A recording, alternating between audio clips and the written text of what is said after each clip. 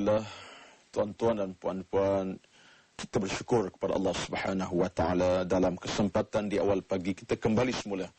Moga-moga dengan perbincangan dari hati ke hati, dari jiwa ke jiwa ini, dengan semangat kerjasama, kita akan dapat memantapkan hubungan kita Allah Subhanahu wa taala. Dan kita sedia menerima panggilan pada pagi ini dalam segmen kita. Assalamualaikum warahmatullahi.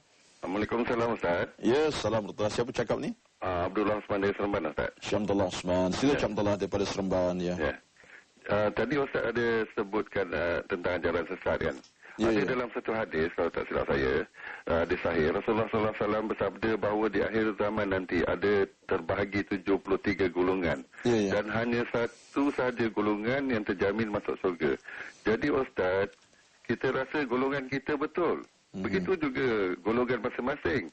Kalau kita, macam saya, kalau saya lahir di Iran, saya akan kata mazhab saya betul. Begitu juga yang lain-lain. Jadi masing-masing mengucap dua kalimah syahadah. Lepas itu masing-masing bersolat, berpuasa, berzakat, naik haji. Jadi dalam pada itu boleh tak alim ulama seluruh dunia kena pastikan 73 golongan ini yang tersebut dan buat kajian supaya kita dapat kembalikan Islam sebenarnya dan dapat bersatu semula. Apa pandangan Ustaz? Terima kasih. Terima kasih. Golongan ni. Terima kasih Tuan Said Abdullah Said Osman daripada Seremban Negeri Sembilan, ya. Hadis yang sahih Nabi yang Nabi ceritakan, iftaraqat ummati ala sab'i, kata Nabi dalam hadis panjang, ya. Hadis yang sahih bahawa umatku berpecah kepada 7 golongan. Hanya satu golongan yang betul, ma'ala alaihi wa ashabi. Golongan yang aku dengan sabar sama-sama di jalannya. Perbincangan panjang. Saya dalam isu ini hanya ingin menyatakan kepada tuan-tuan bahawa dalam apa keadaan sekalipun, yang pentingnya ialah kita melihat jalan itu jalan Nabi SAW dari sudut akidah yang mantap. Sebab itulah kita berkata bahawa ciri-ciri akidah Ahlussunnah ini penting dalam kehidupan kita beribadat. Kita tak persoalkan sekarang dari sudut golongan-golongan yang lain. Sebab kalau kita persoal golongan yang lain, kita tak selesai masalah. Mungkin kita akan kata macam kata Tuan Said lah, menyebabkan kita rasa kita betul, orang salah. Yang pentinglah kita melihat di mana kita. Aina nahnu? Di mana kita sebenarnya? Kalau kita berasas kepada keimanan yang betul di sudut ibadah kepada Allah, melalui sunnah yang betul, melalui ibadat yang betul, dan ilmu yang betul, itulah golongan yang telah dilalui Nabi SAW sebagai kata Nabi, ma'ana alaihi wa ashabi. Golongan aku bersama-sama di atas jalannya. Jadi tuan-tuan, persoalan sekarang ialah, saya tidaklah nak menyebut pandangan itu secara global, kerana hari ini dunia diancam dengan pelbagai islam dan pemikiran. Tapi di mana kita? Kalau kita hidup dalam keadaan kita mencari ilmu yang betul, menolak segala-gala yang berasas kepada kesesatan, ajaran-ajaran kesesatan, kita mencari ilmu yang tepat, kemudian kita belajar dengan hukum hakam yang betul, kita memilih sunnah Nabi dalam hidup, dalam soal ibadat, bid'ah tolak ke tepi. Ini di antara landasan yang sepatutnya amalan kita. Jika itulah keyakinan kita, kita doa kepada Allah, ya Allah, ya Tuhan kami, moga-moga inilah golongan yang betul, yang kami beriman kepadanya, yang kami beriman denganmu ya Allah, dan kami ikut aluan ini. Itu yang diajar para alim ulama kita. Sebetulnya kata Ibn Taymiyah rahmatullahi alaihi, yang betul ialah bila mana kita nastaqim ala al-ibadati sahihah. Kata Ibn Taymiyah, kita mengikut landasan ibadat betul, itu laluan kita. Jadi persoalan tuan-tuan ialah, kita nak hukum orang lain payah. Kita hukum di kita, di mana kita. Kalau kita ada kebenaran dengan agama, insya-Allah itulah nadi kekuatan kita. Jadi masyarakat boleh menilai, kerana kita anggota masyarakat. Persoalan sekarang ini, kalau kita nak minta dunia menentukan sesuatu, payah, ya. Tapi hukumnya tetap begitu. Wallahu alam. Kepada Tuan Said dan kepada sidang penonton rahmatullah sekalian. Kita sedia menerima panggilan dengan talian 0377268114 dan tuan boleh hubungi kami di Tanyalah Ustaz melalui email tanyaustaz@insyaallah.com.my. Tuan-tuan, puan-puan dirahmati sekalian, ya. Saya mungkin okey, ada soalan yang kedua. Assalamualaikum warahmatullahi. Waalaikumsalam warahmatullahi. Ya, siapa yang cakap? Salmah Naam, Bentung Pahang. Salma, Puan Salma. Sila Puan Salma. Ya, sila. Saya nak minta pandang Ustaz. Terdapat segelintirnya yang membuat huluri cukur kepala menyamai ibadat dan adat. Kedua cukur kepala. Contohnya, bagus dah baca berzanji, marhaban dan selawat. Di masa yang sama terdapat cukur kepala tu dengan air kelapa, dengan air bedak sejuk, dengan beras basuh, dengan bunga rampai. Terima kasih. Jejakkan budak di atas pasir dan sebagainya. Bagaimanakah pendapat Tan Ustaz untuk pembetulan? Pertama sekali Puan Salmah, na'am daripada Bentong Pahang ya. Dalam masyarakat kita kadang-kadang, dalam banyak keadaan kita lebih kepada warisan adat dan budaya. Suatulah dalam hukum beragama, dapat anak sahaja yang pertama diberikan nama yang elok, yang bagus. Kemudian ditahnikkan budak tersebut. Kemudian diakikahkan.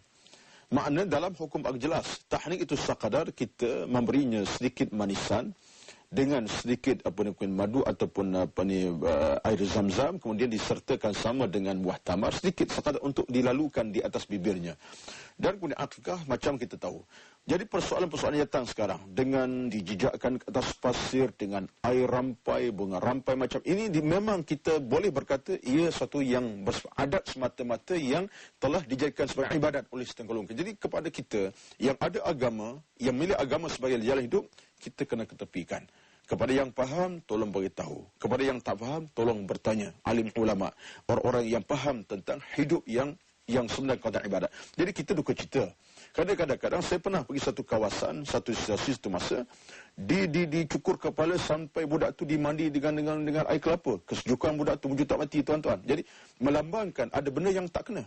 Sedangkan dalam hukum jelas, simple dan mudah. Tetapi adat itu kadang-kadang sudah dianggap ibadat oleh setengah golongan. Ini di antara bid'ah yang cukup melampau dalam hukum kehidupan kita. Jadi kita kena sama-sama berusaha untuk mengenepikan. Dan para ulama berkewajipan besar untuk menyatakan tentang hakikatnya. Dan yang tak faham, bertanya kepada orang yang memahami. Jangan buat faham-faham dan benda yang dia tak faham. Ini masalahnya. Wallahualam. Terima kasih Puan Salmah. Na'am di atas soalan yang dijatuhkan tadi. Baik tuan-tuan, puan-puan. Saya dalam isu yang saya sebut pagi ni, sebab di awal saya dah sebut bahawa apabila kita bercakap akidah terpasang, maka satu elemen yang kita paling takut ialah timbulnya ajaran sesat dalam masyarakat kita. Saya cuba mengamati apakah di antara sebab-sebab ajaran sesat ini berlaku yang sehingga mesongkan akidah. Sekurang ada dua sebab tuan-tuan yang paling besar. Sebab yang pertamanya ialah terdapat individu yang mempunyai kepentingan tertentu di sebalik apa yang beliau war-warkan itu, demi untuk mencapai kedudukan. Lepas tu kadang-kadang, minta maaf nak sebut, orang-orang yang menjadi guru asal ni, kalau kita pada moral akhlaknya, memang teruk. Saya tengok dalam beberapa contoh jasad yang berlaku dalam negara, yang dianggap sebagai ancaman lagi, dalam banyak keadaan. Orang ini kadang-kadang akhlaknya tak ada. Ya. Suka belaga ayam, sembahyang tak lengkap, pakaian agama tak ada. Tapi kerana dia ada kekuatan ilmu yang lain, yang lebih pada soal sahir, dan ilmu-ilmu kebatinan yang berasas kepada hantu syaitan. Ini antara unsur yang berlaku. Ya. Kita menerima panggilan yang lain. Assalamualaikum. Sila, Assalamualaikum warahmatullahi. Assalamualaikum Ustaz. Ya, Assalamualaikum warahmatullahi. Siapa tu? Saya Puan Aizah. Puan? Saya Puan Aizah daripada Pulau Pinang.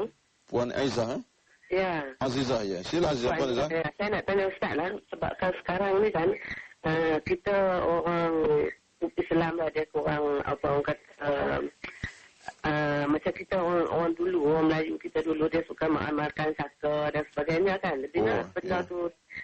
Benda tu masih ada, orangnya tak ada, tapi terpaksa masalah di apa orang kata diwarisi oleh anak-anak cucu. Tapi anak-anak cucu ni tak tahu.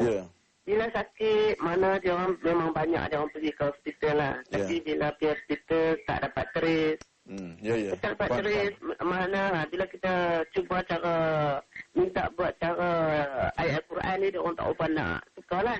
Jadi macam mana Ustaz kalau orang yang tak memikirkan bahawa syaitan iblis yang Tuhan jadi itu boleh juga memberi mudarat kepada manusia. Sebab benda ni Zahid tak nampak kan. Jadi orang tak berapa mempercayai dah. Terima kasih Puan Aizah Pulau Pinang ya. Terima kasih. Ya. Assalamualaikum warahmatullahi. Ini saya anggap sebagai satu rintihan dah kepada peradaban masyarakat umat Islam kita. Terutama saya tak kata kepada semua masyarakat berlaku, tetapi dalam banyak keadaan amat membimbang, mendukacitakan kita, menghiburkan kita kerana kedapatan nenek moyang kita yang pernah mengamalkan amalan ayat-ayat tertentu tanpa difahami ayat yang dibaca. Yang dikira amalannya ialah kerana nak menjernihkan muka dan wajah. Supaya orang tengok dia dalam keadaan gah, hebat, perkasa. Lebih teruk, dia bersama dengan syaitan yang dipelihara saban hari dibakar minum. Yang timbullah saka, hantu raya, pelesit dan sebagainya. Ini sesuatu yang dalam hukum agama haram hukumnya. Dan orang macam ni kalau dia amalkan dengan penuh keinsafan, dia berada dalam dosa yang berpanjangan kepada Allah Subhanahu wa Ta'ala. Kenapa? Dia telah menduakan Allah. Jadi sebab itulah kita mintalah, kalau ada orang-orang terlibat, tolonglah istighfar banyak-banyak, tolong bertaubat kepada Allah, rintih kepada Allah, moga-moga ada jalan penyelesaian. Namun begitu, untuk mengeluarkan saka, pelesit dan apa-apa yang nama hantu raya ini bukan senang. Kerana benda telah sebati. Suatulah kita mesti dalam keadaan bersama keluarga. Tolong ceritalah. Jangan semua cerita. Kadang-kadang saya dengar cerita ada mak bapak yang tak nak cerita. Yang tak mengaku pun, yang dia pelihara pelesit, yang dia beri ada saka. Kadang-kadang dia ada tuhaya. Tak cerita pun. Atas alasan, tak ada apa. Sedang dia ada sesuatu. Ini menyusahkan anak cucu, menyusah keluarga yang tak berdosa. Faham-fahamlah tuan-tuan. Dalam hal maka bagi saya, dua jalan penyelesaian.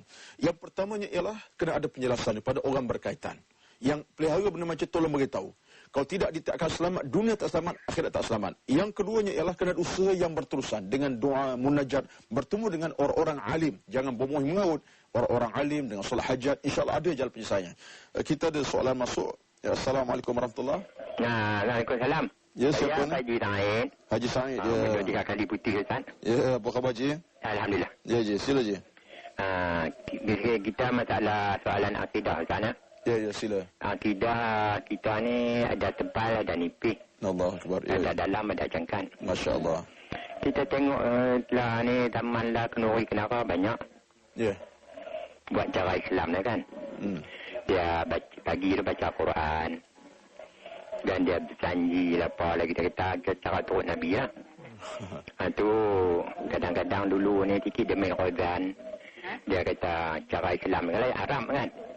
Kemudian dia main wayang kulit, cara siam. Kemudian dia main mayung, tak apalah. Kemudian baru-baru ni, dia ada tari naga pada lagi dalam tu. Macam mana akidah kita ada di samping kan.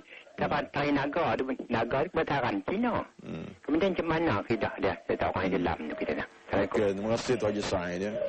Sebab itulah kita dalam hidup ini, masalahnya ialah kita cuba mencampur adukkan di antara nilai adat dengan ibadat. Ibadat ni tuan-tuan ialah sesuatu yang berasas kepada kepatuhan diri kepada Allah Subhanahu wa Ta'ala. Jadi kita buat itu ada nilai pahala dengan asas ialah kepada sunnah dan hadis Nabi sallallahu alaihi wasallam. Contoh perkahwinan. Ibadat perkahwinan, itu ibadat. Dan ibadat bila mana adanya akad ijab kabul, adanya wali, adanya saksi, pengantin laki perempuan. Itu ibadatnya. Dengan bersaksi kepada apa yang diajar agama. Arti selain pada itu sudah adat.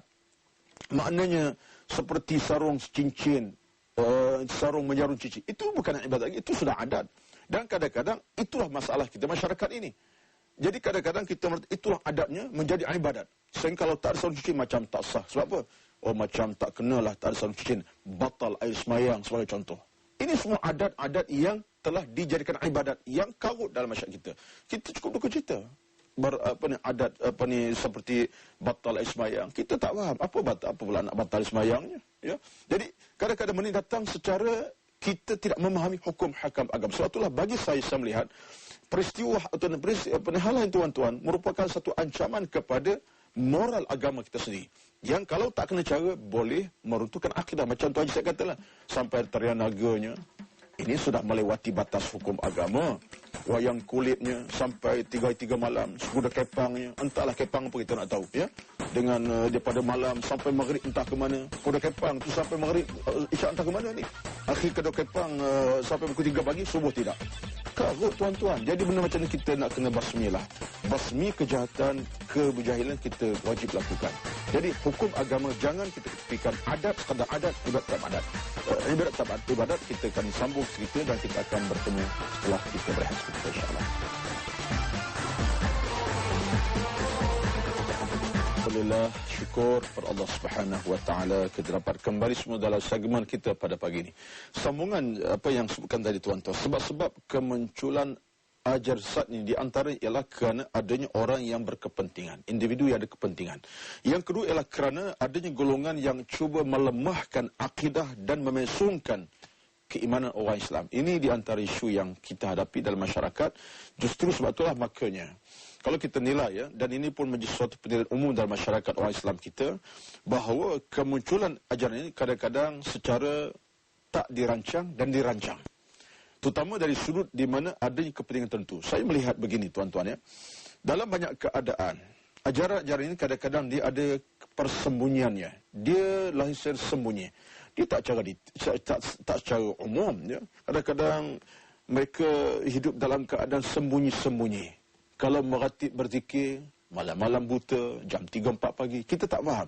Dalam Islam tak ada satu ajaran yang bersifat rahsia, tak ada.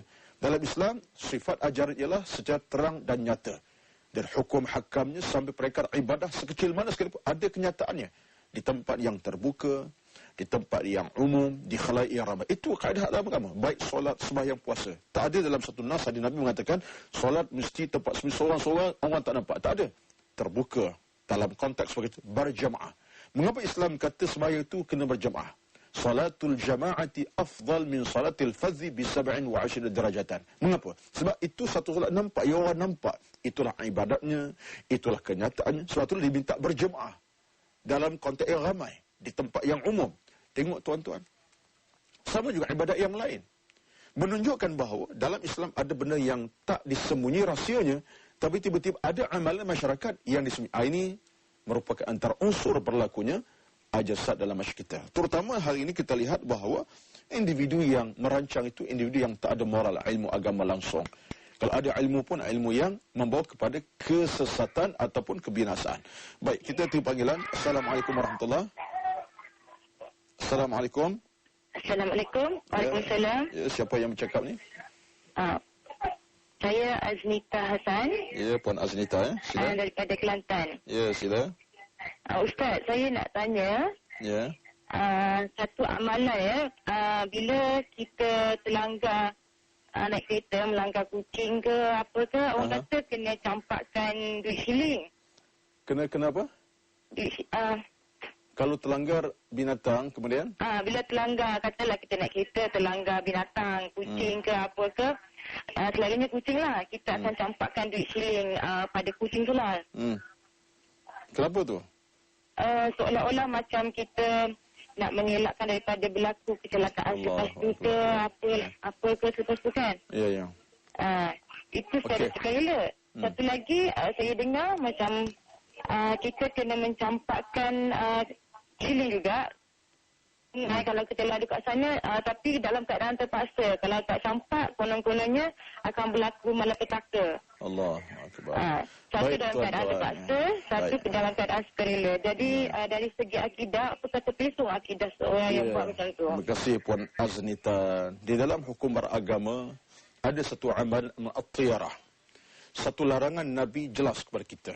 Di zaman-zaman dulu Nabi pernah melarang sahabat yang zaman jahiliah mereka nak keluar rumah, kalau ada burung melintas tak boleh keluar rumah. Di atas alasan kalau burung melintas maka ini adalah malapetaka. Nabi larang, Nabi haramkan sama sekali. Kan sesuatu benda, sesuatu perkara tidak melambangkan keburukan ataupun melambangkan bala bencana, tidak ada. Hatta kalau kita menang kucing sekalipun. Sekadar kita ucap astagfirullah, mengapa aku langgar. Nak campak shilling, bagi saya campak duit terus lah, bayar aku harga dia. Bukan setakat 10 sen, RM1. Agak-agak je lah. Tapi ini amal-amalan yang tak ada nas dalam agama, yang mungkin hanya adat-adat orang-orang dulu sahaja, yang menimbulkan kepercayaan kalau tak dicampak shilling, maka bencana menimpakan. Langgar seekor binatang. Mungkin tengah mengandung, nanti anak-anak dalam anak kandungannya macam kucing. Ini antara amalan orang-orang dulu yang tak menepati syariat walaupun saja inci, tuan-tuan. Ini antara larangan Nabi yang namakan at-tiyarah. At-tiyarah dalam maksud Nabi larang daripada percayakan sesuatu halangan yang merencatkan iman agama kita. Satu masa dulu saya pernah dengar dan saya tengok di seluruh agama, hukumnya macam mana?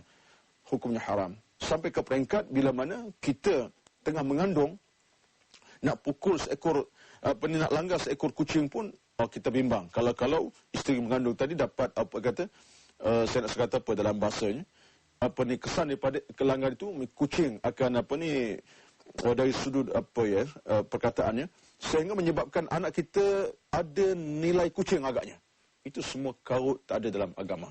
Sedangkan kita ada akidah betul, lillahi ta'ala, ingat kepada Allah, istighfar banyak-banyak, itulah hakikatnya. Jadi persoalan puan Zita tadi, telanggar kucing, kemudian campak siling, tinggalkan amal ini kerana amalan yang bercanggah dengan syariat Allah Subhanahu wa taala, bercanggah dengan sunnah Nabi sallallahu alaihi wasallam. Itu bukan kepercayaan kita dalam apa keadaan sekali. Kalau ada, ini amalan adat semata-mata yang ia bukan ibadat yang wajib tinggalkan. Wallahu a'lam. Terima kasih Puan Zanita ya. Kemudiannya saya tadi sebut pada tuan-tuan bahawa timbulnya sesaat ini kerana ada di sana kepentingan tertentu. Ia menyebabkan ia menjadi sesuatu yang agak melebar luas dalam masyarakat umat Islam kita. Persoalan sekarang tuan-tuan, apabila kita bercakap tentang akidah terpesong, maka satu elemen yang penting ialah ia akan merencatkan hubungan kita dengan agama dengan Allah Subhanahu wa taala. Satulah kalau kita lihat ya, apa yang dapat senaraikan di sini ialah antara ciri-ciri ajar sesat ialah yang pertama ialah mencemarkan kesucian Al-Quranul Karim dan hal seperti mengubah, mempertikai apa yang datang pada hadis Nabi dan Al-Quranul Karim. Contoh kita dapati banyak dalam kumpulan Bahai sebagai contoh. Ini menjadi satu jasad dalam negara yang masukkan semua kitab Al-Quran, hadis Nabi dimasukkan kerana dipercaya kitab Bahai itulah kitab yang paling mu'tabar. Dan tengok, ya, satulah bila mana timur ajaran Ayah Ben di Terengganu, di Besut Terengganu, ya. Saya dapati di antara amalan yang berlakunya ialah menolak Al-Quran, menolak kebenaran hadis sebab dinyatakan bahawa Ayah Ben itulah segala-galanya. Dialah segala-galanya. Tengok, sampai tahap dia menolak kebenaran. Sedangkan Al-Quran suatu kitab yang benar, hadis Nabi suatu kitab yang benar, suatu surah yang benar. Tiba-tiba kita tolak ke tepi. Ini di antara amal-amalan yang saya akan bincang insya-Allah dalam kesempatan besok pagi dalam rancangan kita. Jadi tuan-tuan, kesimpulan kita dalam perbincangan pada pagi ini bahawa sesungguhnya akidah Islam merupakan nadi jantung kehidupan kita. Dan bila mana kita jaga akidah berasaskan ilmu yang benar, ibadat yang sahih, ia akan memantapkan hubungan kita dengan agama, akan menurunkan kita ke arah jalan hidup yang sejahtera, hidup yang selamat, hidup yang diradai oleh Allah Subhanahu wa taala. Jadi penghujungnya adalah sama-sama kita mengambil kesempatan berintih kepada Allah. Moga-moga Allah sejahterakan kita, selamatkan kita. A'udzubillahi minasyaitonirrajim. Bismillahirrahmanirrahim. Alhamdulillahi rabbil alamin. Wassalatu wassalamu ala sayyidina Muhammadin wa ala alihi wa sahbihi ajma'in. Allahumma lakal hamdu kama yanbaghi li jalali wajhika wa 'azimi sultanik. Allahumma ij'al jam'ana hadha jam'an marhuma wa tafarruqana min ba'dihi tafarruqan ma'suma wa la taj'al fina wa la ma'ana shaqiyyan wa la matrudan wa la mahruma bi rahmatika ya arhamar rahimin. Allahumma lakal hamd innaka ala kulli shay'in qadir. Rabbi yassir wa la tu'assir. اللهم إنا نسألك الخير عاجله وآجله ربنا عليك توكلنا وإليك أنبنا وإليك المصير. Ya Allah, ya Tuhan kami, rahmati ya Allah pertemuan kami di saat yang penuh keberkatan ini. Ya Allah, ya Tuhan kami, tunjukilah kami jalan lurus, jalan hidup yang sebenar. Jauhkan kami ya Allah dari akidah yang terpesong, akhlak yang menyeleweng. Jadikan hidup kami lembayu rahmat keradaanmu yang berpanjangan. Sejahterakan kami, diri-diri kami, anak-anak kami, zuriat kami, keturunan kami, bahkan negara kami yang kami cintai. Allahumma amin amin. Wa sallallahu alaihi Muhammad walhamdulillahi rabbil alamin. Insyaallah tuan-tuan, kita bertemu seketika insyaallah kita akan bertemu nanti besok dalam rancangan Tanya Ustaz. Moga-moga Allah Subhanahu wa taala meridai kita semua dan kita berada dalam keadaan dirahmati dan diridainya sesaat kita beramal beribadat dengan tujuan-tujuan untuk mencapai dan meraih redanya dunia akhirat insyaallah. Sekian saja untuk pertemuan kita pada pagi ini. Sekian, wassalamualaikum warahmatullahi wabarakatuh.